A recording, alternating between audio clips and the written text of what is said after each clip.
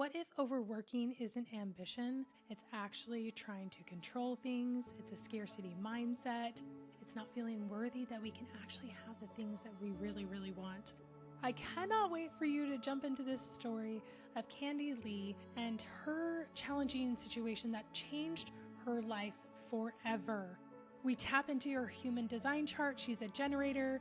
So with all that energy, she's trying to find the yeses in her life and really gives such great formulas for tapping into those yeses.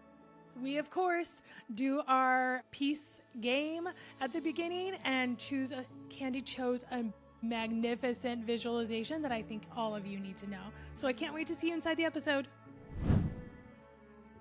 Candy, thank you so much for being on the show today. I'm so excited to have you here. Girl, I'm so excited. Thank you so much for the opportunity.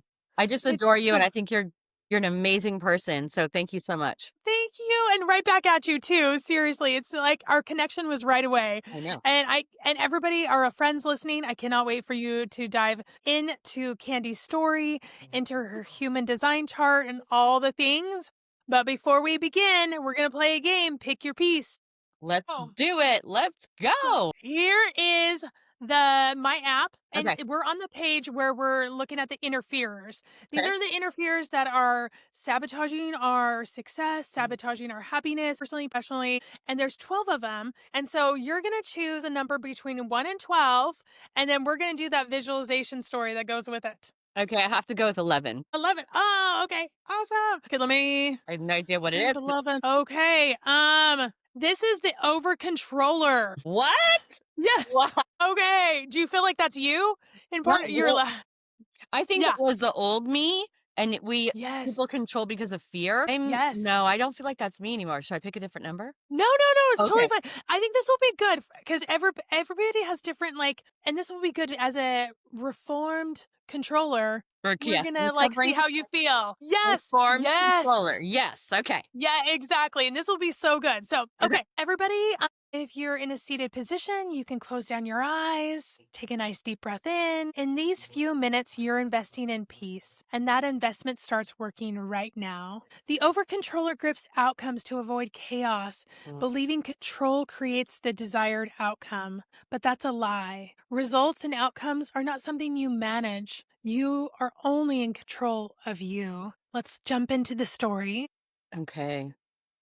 There once was a woman who lived beside a gentle river. Every morning she loved to watch it move, sunlight glinting across the surface, small ripples catching the breeze. The river had its own rhythm, sometimes fast, sometimes slow, always steady in its way. At first, the woman loved the sound of it, but as the time went on, she found herself wanting to manage it, to make it neater, more predictable. So she began to place stones along the edge, guiding the flow exactly where she thought it should go. For a while, everything looked perfect. The river curved just right. The banks stayed tidy. It was all under her control. But soon the water grew quiet. The song of the river that once used to fill her mornings had softened into a whisper. She realized that in shaping the river so carefully, she had taken away its life. So one day she walked to the edge. The air was cool, still, and peaceful,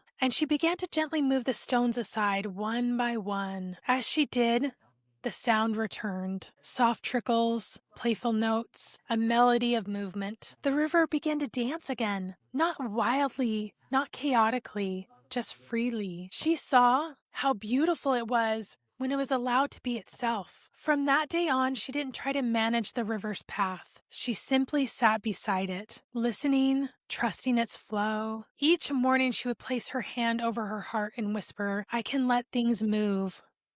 I can let things find their own rhythm." What part of you believes that control keeps you safe? And what's the part that's afraid of letting it go? Where could you practice trusting that life will support you even when you're not steering it?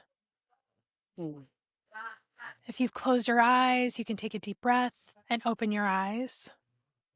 Well done. That's another peace investment. I love it.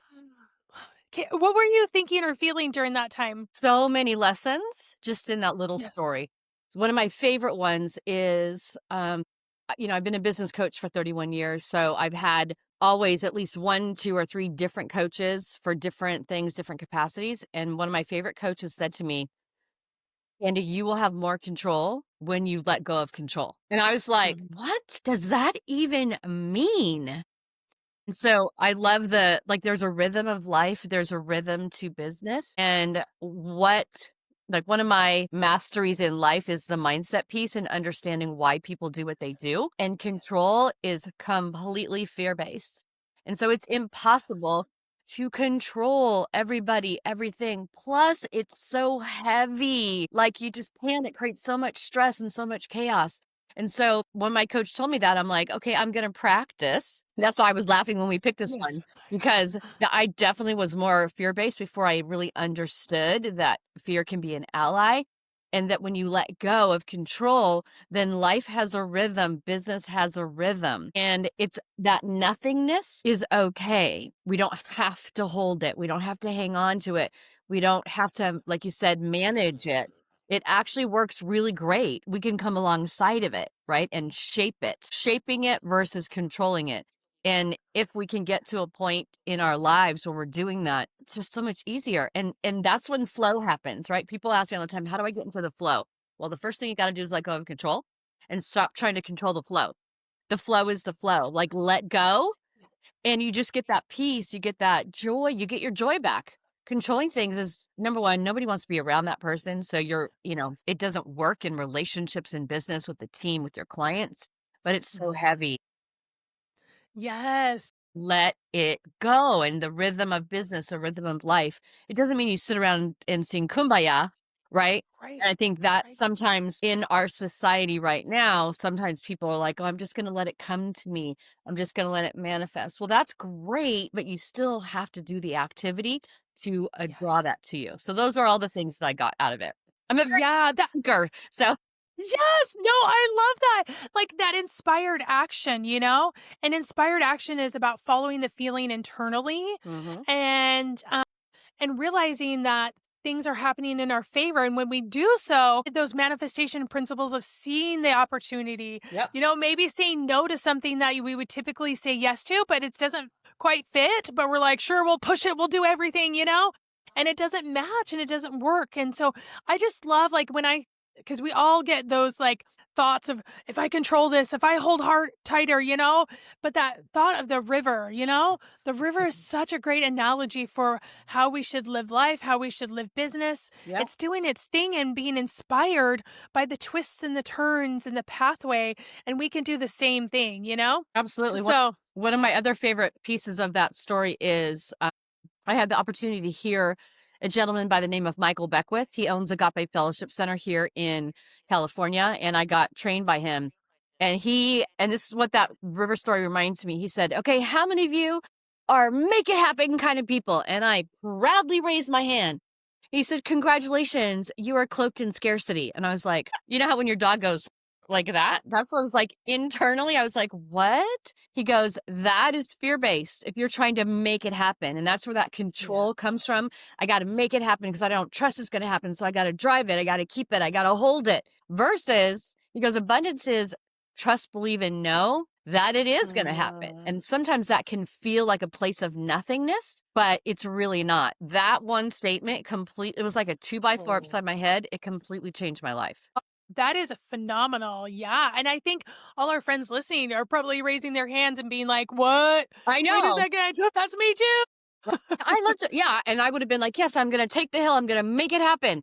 And he's like, Yeah. yeah, no, that's not how it works. And I was just like, what? And I was a Yeah. proud make it happen girl at that moment that I'm like, okay, wait. Yeah. Yes. And getting out of Yeah. my own way, not controlling it. Yeah, yeah, totally. And I love that's what human design to me feels like. There's one part on the chart that's our strategy, Mm, and that's how we individually make things happen. yeah. And on no one's chart is there ever hustle, work harder, move faster, nothing. And it's so fascinating to me that we can make things happen in a way of alignment and flow Yeah. that is so different than what we see in the world and on Instagram and all the places and stuff like that. So Well, can you take us back to the moment at the conference that you were at a while ago when you found out about a betrayal of Okay. your Yeah. Yeah, let's go right to the deep stuff, okay? Let's Yes. just do it, because why not? Yes. So, I started 111 Network 21 years ago with $1.11, by the way, for those of you that are listening. If I can do it, you can do it.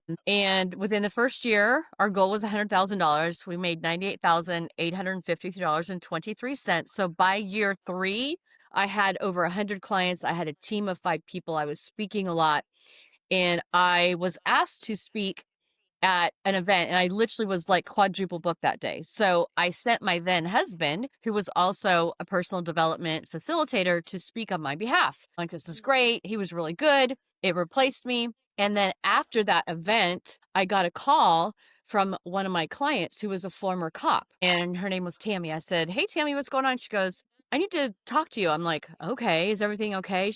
Did something happen?" He goes, "No, he did a great job, but his Australian VA or admin assistant, there's something wacky going on there." I'm like, "What are you talking about? He does not have an Australian assistant." She goes, "There definitely some hanky panky going on." I was like, "Okay, thank you, Tammy, for telling me." And then I'm like, "What do I do with this information?" You know, because it's third party, but she was there. She was the cop. I trusted her, right? And she Yeah. was being a really great, like, female friend in saying Yes. something. And so when he came home, I asked him, "How did it go?" "Oh, it went really great. I met this person, this person." I said, "Okay, but what about your Australian admin? Who is that? And what the F are you doing?" And of course, he didn't acknowledge anything or say anything, which is my friend from Australia that I met, because he had been going over to facilitate classes in Australia. So that's where he met her. So never copped to it, never said anything. And it's such a, I don't even, honestly, Courtney, I don't even have the words for what a wimp he was in that moment, because he never told the truth. I said, "Look, you have one opportunity. This is your opportunity to tell the truth." "Well, I'm just not sure I'm the marrying kind." And I said, "Well, it's a little late for that. Let's just go with the truth. You're having an affair. You brought this person who's blonde, who's probably around 30, who doesn't probably have like her own thing, so you could manage and control her and tell her what to do. She worships the ground Yes. you walk on, and you're having an affair. So why don't you just tell the truth?" "Oh, no, that's not what's Yeah. happening." I'm like, "Okay, look, here's the deal. We have 2 options. You got 5 minutes.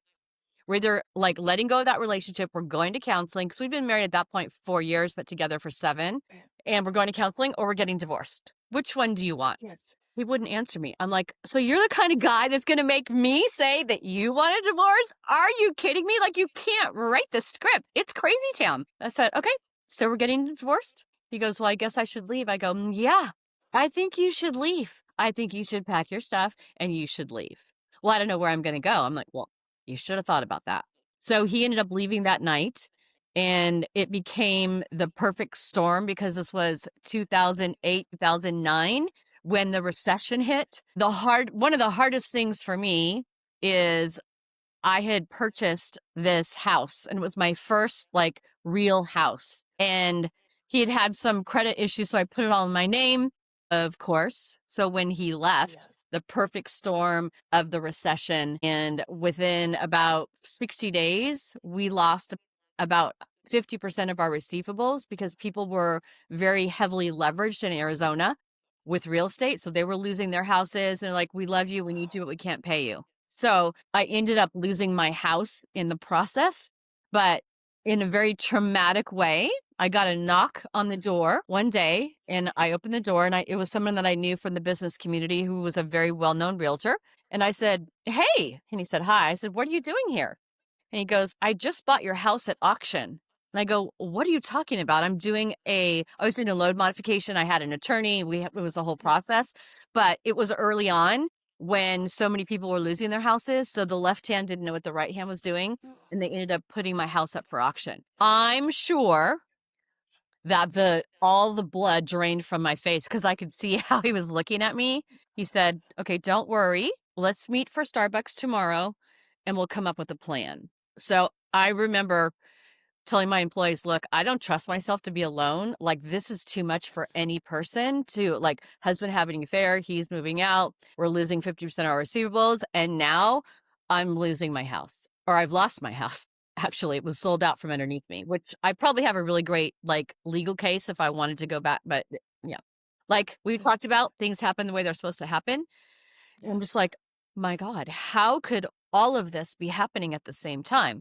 And again, I wasn't the only one in Arizona and other places losing everything. So he met with me the next day. We worked out a plan. He wanted to rehab the house. So he said, I'll let you stay for free if you'll just let the workers go in and out. Oh my God. So I'm like attempting to keep my business afloat, attempting to figure out where I'm going to go. They're cutting tile. Tile dust is everywhere in my house, and I'm a clean freak, right? They're yelling inside my house while I'm trying to do coach. I'm just like, "My God, like, how is this happening?" But Yeah. I do trust in God, higher power, that it's happening the Yes. way it's supposed to, even though it was beyond terrible. But the coolest thing about this story is he would come in and out of the house to like take a look at the guys, and I'm doing my thing. I'm on coach calls. And so he would just sit there and listen to me.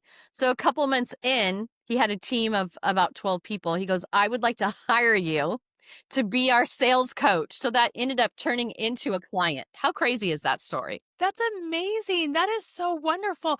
And how did you like, because in such a dark time when you're hit with so many things, and this is like something that everybody goes through, like Yep. whatever heaviness is coming. And it feels Yep. like heaviness is everywhere with the trauma and the trials and whatever.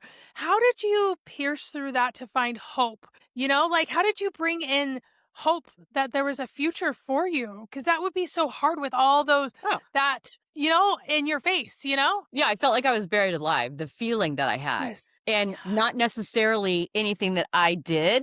It was happening to me. So, number 1, don't get a victim mentality. So I'm like, "Okay, Mhm. so I know this is really horrible and I feel like I'm buried alive, but there's a reason and a purpose for it." So I do believe that things happen for a reason and we don't always understand. But I think a tool that I've used for a long time and I help my clients use is you put blinders on and you focus on the next 100 feet. Because when you're in that dark place, thinking about getting to a goal, it's too far away. Like you can't think that far Yes. down the road because you're in crisis mode, you're in chaos Yes. mode. And that Yes. is an energy that you don't have to buy into, but focus on your next 100 feet. In the movie The Secret, Jack Mhm. Canfield talks about this. If we're going on a trip from point A to point B, you don't have to know all the twists and turns and this freeway exit. You just have to know your next 100 feet. So focusing on your next 100 feet, you can wrap your arms around it in the middle of chaos, in the middle of a crisis. Take a deep breath. Okay, what's your next 100 feet? And this works even when you're not in chaos, right? Like, okay, what's the most important Yes. thing I can do? Sometimes when you're in those moments, getting out of bed is your next 100 feet. Making Yes. one call was my next 100 feet. So I'm like, I have to continue to work. And I'm proud of the fact that although my life was crashing down around me, all of my employees got paid. Nobody, I didn't necessarily get paid, but they all got paid. So I'm like, that has to happen. So the other thing is, what are your have tos? I have to keep working. I have to Yeah. keep showing up. I can cry at the end of the day, like not letting our feelings, and this is so important to not let our Yes. feelings dictate our results because our feelings are coming from Mhm. whatever's going on in our mindset. And so many people allow their feelings to dictate their success, and that's extremely dangerous. Yes. So how do you like when these feelings, because we all are human, right? Yeah. And we're feeling the feelings of oh, well, I'm in this circumstance. It's horrible. And how do you Manage it. not allow that? Yeah. Like, how do you not allow those feelings to dictate what's the future? Do you know? I Like, and how do. you feel? I Yeah. do. Yeah. So there's a couple of tools that I have that I've used for myself and I help with my clients. So the first one Yeah. is to the 4 R's. So recognize that it's happening, recalibrate the feeling, reverse it and replace it. So one of my biggest limiting beliefs, since we're all friends here, is Yeah. fear of failure, right? So in that moment, it felt like complete failure. So recognizing, okay, this is a major pivot that I didn't even ask for. So obviously Yes. there's something bigger happening. I don't know what it is, So recalibrate. It's not failure. It feels like failure, but it's not. And then reverse. So instead of leaning into that feeling, you don't give into it and replace it. I am successful. The other tool that I use is what I call a 5-minute funeral. Because when you're in those moments Oh. and your feelings are taking over, give yourself 5 minutes. Now, these 5 minutes are you set an alarm on your phone or whatever, run around like a crazy banshee, jump up and down, yell and scream, run around the neighborhood, hit a pillow, jump on your bed.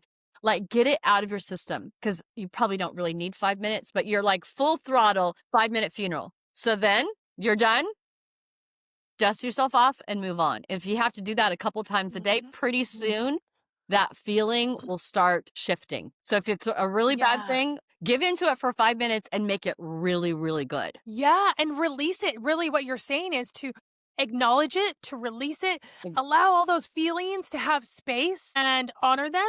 But then once they're released, again, it's what is I think there's this percentage of once we say the feelings or we let them out, Yeah, they dissipate by like right. 75% or something like Yeah. that, you know? And so there is so much to be said about giving it space. Mhm. And I love that 5-minute funeral. That is freaking awesome. Yeah. That And is feel it. really, really good. Yeah, I Yeah, know. It works really good. And trust, depending on the day or what's happening in your life, you might yes, have to do that a couple times a day. But the yes, idea is we all have an internal GPS that's driving us. And when you're in that yes, chaos, like fear, like the world's coming to an end, it takes over and it is driving everything. So you got to get yourself back in the driver's seat. If you have to lean into the yes, feelings, like bless and release it, and then get back and focus on your next 100 feet so that you can clear the yes, clutter and clear the chaos. yes. That is so great. Well, and all these tools, I love that. I just see this light that and when we connected at first, I was like, she's amazing, you know? Oh, And this really shows up in your human design, all the layers of your amazingness. Now, everybody, friends listening to you, if you're like, I don't know what this human design is like, it's a personality test. hmm, If you love Enneagram, Strength Finders, you're going to love human design because it takes it 100 times levels deeper into the map of our soul, showing our gifts, our energy, how we make decisions best, how we make things happen, you know, mm-hmm. all these individual layers. And there's about 35 to 40 parts on each human design chart. So it's so detailed. So we're going to just hit a couple parts today. Okay. I want to start with your human design type. This is a great place to start. You are a generator. Now, there's 5 human design types. Okay. As a generator, you are a builder and an energizer of this world. You have this incredible ability to take something and make it better and better and better and better, and have this sense about doing it. You're designed to follow excitement, follow the things that spark and light you up. It's almost like this inner fireworks is going Oh, off. You're yeah. like, yes, I got to do this. I got to do it, you know? And so the mantra is for this is I light the world through the energy of doing what I love. Mhm. A lot of times generators will do things out of responsibility and will do things because they think they should. They have a lot of energy. They're always asked to do things, so why not do more, you know? Yeah. That type of thing. I do. But you're still a human being, you know? And you still need to listen to those that light up feeling that's giving you the direction for the next steps to go into. Mm. And so has there been times when you've said yes to something that didn't light you up? But yeah. I'm like, Yeah. yes. Yeah. Yes. Yes, and I think that's part of the evolution of being a person is, Yes. number 1, do you know what lights you up? So, lucky Yeah. for me, when I was, 31 years ago, I was invited to a personal development seminar graduation, which doesn't sound weird today, but back then, I'd never heard of it, and so my fate found me, so I'm really fortunate Mm, in that I'm like, "Okay, yes." I mean, I love being a mom, that's yes. the thing that I'm most passionate about, but as far as a career, I have Yes. 2. Number 1 is coaching and number 2 is singing. So both of those things light my soul on fire and there's a different place for each one of them.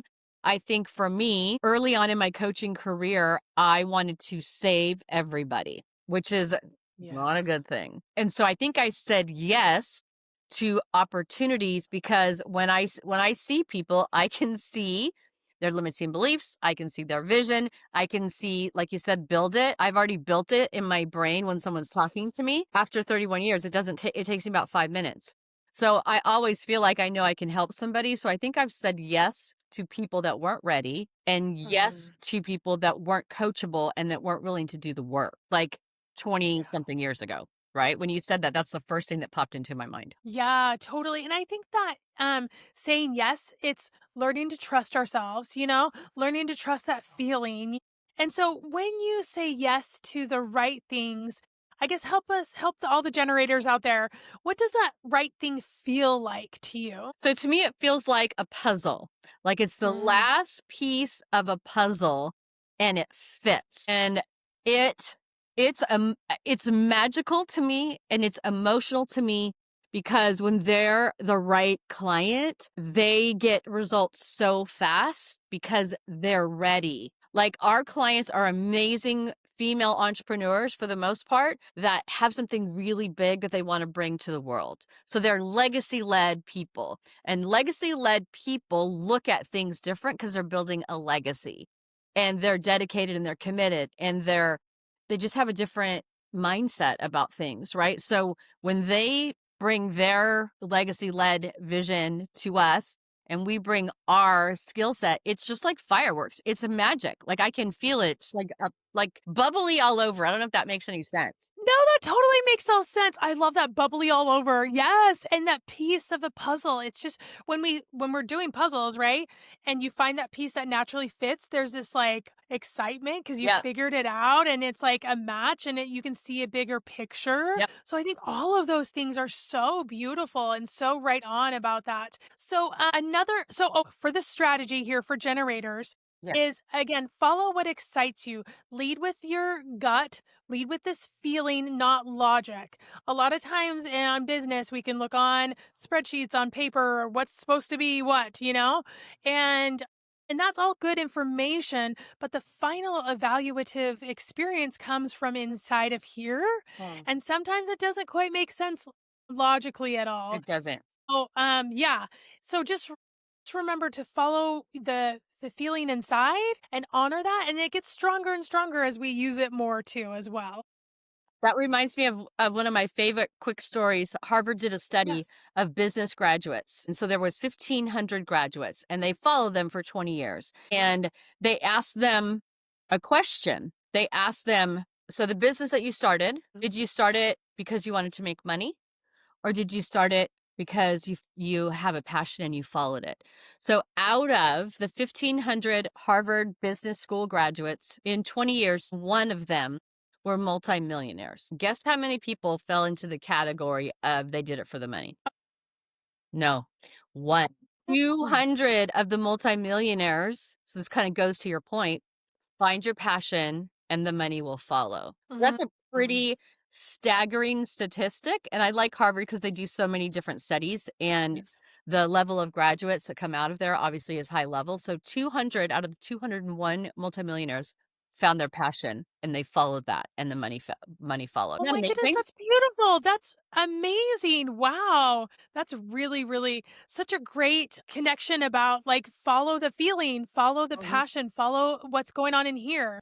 And then on also on your human design chart, when we're looking at that body graph part Yeah. and we see all these centers, they're either colored in green or they're colored in white. They're kind of like chakras, but each center has a gift that you were born with. If it's colored in green, it's always on. So green means go. So you're like, always got this gift. If it's colored in white, it means the gift comes in ebbs and flows, but it's also really about connection with those white centers. Mm. So you get connected to other people. So anyway, on your chart, you have a green center, Yes. and that is your heart center. This is all about willpower. Mm, And so you always have the gift of willpower. So what you want is what you want. Don't stand in my way, kind that's of thing, very you true. know? That's very You're gonna true. yeah, you're gonna crush it. You have this deep desire to achieve. What you choose to focus on has limitless potential, Mm. and you're gonna get there. And so no matter, like, if there's a mountain in your way, you're either gonna blast through it, you're gonna climb around it, or you're gonna fly over it. Whatever modality you choose, Yep. you're gonna get to the other side. And the beauty of these gifts too is that you can offer them to your clients as well and to the world around you. You can see a problem that if someone's having in your programs and be like, wait a second, let's do this. I see this possibility. And you can gift them that energy of that willpower for this is I can accomplish anything. And you can. And so oftentimes with these gifts, when we get in a spot where we're like, I don't know, this is going sideways, we can come back to these gifts and think, wait a second, I can figure this out. Mm. I can crush this mountain. Nothing is going to stop me. I can believe in myself even more. So, you have created this incredible success. Did you ever feel that the pressure to prove your worth through doing more? That's a good question. Well, because I spent 10 years volunteering in the personal development world, by the time I started 111, I think just as a person, I had a very solid foundation and worked on my worthiness. If I hadn't done that, I think it would have stopped me a lot. But year one, we set the goal of $100,000 year one because I'd never made that before. So I think that was my mountain. And by the way, we always have a mountain that we're climbing, like Miley Cyrus's song, right? And Yes. so achieving that, I think it just solidified me that, okay, yes, I can. I don't know, other than that moment, that I feel like I have to prove my worth. I'm really clear on my value and really clear on my worth. Yeah. How did you get to that point? Do you think it was there one thing that really like solidified, I'm not going to believe what the past me thought about myself? Yeah. So the reason why I became a coach, I love this question so Yes. much because my first weekend in the personal development seminar that I attended, they did a session called value circles. And value circles is it is something that I actually have changed a little bit, but it's what we use in our coaching programs for people to understand where their limiting beliefs come from. So from the ages 0 to 4, 50% of who we are is being formed based on life, brothers, sisters, cousins, uncles, 5 to 9, another 30%. And by the time we're 18, 95% of who we think we are has been formed. And that's where the magic is it's not actually who we are. It's other people's opinions. We're sponges and they poured in that life water into our internal GPS. And that's who we think we are. So that's where the power starts is wait a second. That's not actually me. That's somebody else's version of me. Who do I want to be? So really challenging myself to value myself and know my worth. It starts with a decision, but you're disconnecting from those limiting beliefs. So that's where the magic is. And that's literally why I became a coach is this is something that I'm a master at. That's amazing. I who we think we are is gets in our head. It gets it Mhm. all messy up there, and transforming that into something that's either taking away from us or but to adding to our value, recognizing our value. And I love this about human design because it sometimes we have blind spots for who we are and how cool we are. And this is like we were born with this gift. Mm. And so like when I speak on stages, I'm always like, what am I doing here? What is wrong? Right. I should just run away. And then I think, wait a second, I have the gift of communication. I can do this. Right. And that's why the podcast was born. I thought, well, if I have this gift, I don't think I have this gift, but let's try it Right. and let's play and have fun. And it has been a blast. So with your generator energy, with your go energy, and with this center of like willpower, we're gonna crush it, we're gonna do all these things, that's a lot of drive. That's a lot of energy moving forward. Now you are a human being, so you're not What? you deem I am not I a know, machine. I know. You can't constantly, have 50,000 things on your list and get them done 365 days a year? So how do you balance or like what solution have you found to not burning out? Well, burnout is a byproduct of something completely different. And I think it's very misunderstood. When we're trying to control things or when we're not 100% leaned in, that's where a lot of times we get burnt out or we're doing stuff that we don't really want to do. So that to me is like a different topic, but I'm very intentional. I'm very clear. I'm very organized and I have compartments in my life. So for example, we're on podcast right now. Right after this, I have a connect call. After that, I have my inner circle coaching call. After that, I have two more meetings. And so I'm just very intentional about how I spend my time. I think what happens for people that get really tired or feeling burnt out is you're trying to do all of those things at the same time versus having a here's what my week looks like and these are the compartments that I'm in. And when you lean into that compartment 100%, this is $1 million coaching I'm giving you guys right now. Yes. You lean into that 100%, then you go to the next compartment. So when it doesn't get all intertwined, because nothing can work when you're trying to do 25 things at the same time. So being intentional about the compartment that you're in.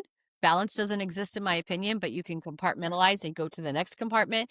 So that way you can do a lot of things in your week. Yes, yeah, totally. And you can give your vision and focus to certain things and really feel like you're fulfilled and you're moving the needle forward, you know? So, one other part on your human design chart is a gate. Now, gates are gifts that you were born with. If we look at the body graph, there's all these lines that are colored in. Their short lines are called gates, the long lines are called channels. They're basically the same thing, gifts that you were born with.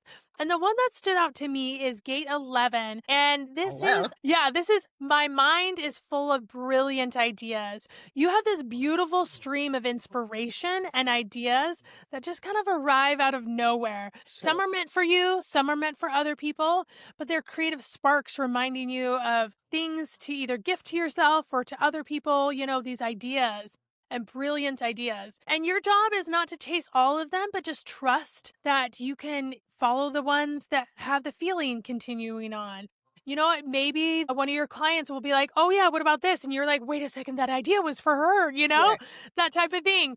But you have this brilliant ability to have all these brilliant ideas coming to you. And now you have this natural gift. How do you decide on the ones to act on and the ones to either put in a journal or do you feel like there is this delivery system of which ones you act on? Well, I call them downloads. So I get Yes. downloads and I know that they're a godly download because there's things that I just wait, where did that come from? I don't know if I have like a way to manage it other than I feel like the ones that I need to move on, it's just very obvious. So I write all those Mm, downloads down, or sometimes I just carry them like this head is heavy sometimes, girl. Seriously, there's a lot in yes. here. Yes. I think I just trust myself to know. Like, for example, I'm working on my next album. I know it's not the right time. I'm in writing stage. I'm in the vision stage of since I've already done one album, how is this one going to be different? How are we going to market it different? So I'm going to have a Zoom call with my producer for us to sketch out what we want this to look like. So I just trust that that's the next step instead of worrying about what are all the songs, who are all the things. It's just one step at a time. Yeah, and I think you're right, like, taking that worry out of it, Yeah, taking the that I have to have action right now correct. because I really love what you said. You're like, "It's not quite there yet. I could feel it's on the we're on the verge of things, you know? We're on the Yeah. tinge of it." And I felt that way in my rebranding this, you know, like it's been a long process, but it's been so good that it's taken so long because we really have dived into what does my brand mean? What does Yep. I want it to experience? How do I want to market it? And all the things that go along with it. So the strategy here really is to keep this kind of idea garden, whether it's in a journal Oh, I like or the it's garden. I love that. yeah, it's like on a note. Yeah, somewhere where it's like this garden and we water it and we look at it and we take care of it, but we don't have to pick the flowers all out all at the same time. Well, and we have to nurture things, right? And I think that Yes. sometimes we're in such a hurry, and this kind of goes back to our initial conversation. I have to Yeah. control the rhythm. No, it's like a giant. Well, sometimes when I look at a tree, Courtney, I'm like, that at one point was a little seedling that looked like it was doing nothing. So there's seasonality to it. So you have to water it, you have Yes. to nurture it. So things are gonna are going to sprout at different times. We don't want it all to sprout at the same time. That's a problem. Yeah. I love it. So good. So when we track ROI Yeah. in business, we're tracking marketing, sales, performance, all these things, right? But peace is the return that powers it all. So for you, what area of your life or business are you asking for more peace right now? I don't know that that's something that I'm asking for, to be honest. Yeah. We're in expansion mode. We're very clear on who our next level is. So we've done the work to level up ourselves. I think we're in legacy mode. Like, how can we help and support as many female entrepreneurs as possible? So maybe that, I guess, gives me peace, knowing that it matters and knowing that we helped as many people possible. Yeah, sometimes those greater downloads of like, well, this is next. Guess what? Those can be scary, you know? But to back yourself up with the trust of we've gotten here so far and we can do this next legacy level because that's huge. That's a huge expansion. It just feels normal to me, to be Yes. honest. It just Yeah. It's the next mountain, and that's the thing about mountains, sometimes you're gonna be at the Yes. top, you're gonna put your stake in the ground and be like, "Oh my god, I climbed this mountain, and guess what? There's another one." So just trust, Yes. believing, and knowing is you're either at point A, in the messy middle, or at point B, and that's just the process of life and business, and so not making too much about what does it mean if I'm at point A or the messy middle. It's not talked about enough, Yes. and it can feel really crappy when you're in the messy middle because it feels like it's never going to happen. Oh my god, and can I really do this? Of course there's ambulances going by right now. Sorry about that. Yes. I don't know if you can hear it. And so where are you at in the season, and just enjoy it, Yes. because guess what? It's going to change. Yes. And change is just what we know is always going to come our way. Yes, Absolutely. totally. Well, Kenny, this has been so wonderful having you on, having your beautiful energy. Well, I just have loved this conversation so much. me too. Thank you so much. This has been great. Now, all our friends want to get connected with you. So, how do they get into your world? They can get into my world however they want, but Instagram would be a great place. The 111 Network is our Instagram handle. They can obviously look at our website, 1-11network.com. Our contact information is there. But just reach out, and I would love, we're old school. We've built our business for the past 21 years, one relationship at a time. So I would love to connect with anybody and, see how we can support you in getting to that next level. That's perfect. Oh my goodness. Thank you. And friends, thank you so much for listening today. It just means the world to me. I love that these messages are being spread on every continent. I'm like, what? That's That's so good. crazy. It's amazing. And I love that people are tapping into their peace, which is really the return on investment. So please leave your comments, subscribe and listen, and share this with a friend who really needs to hear this conversation too. All right. We'll see you in the next episode.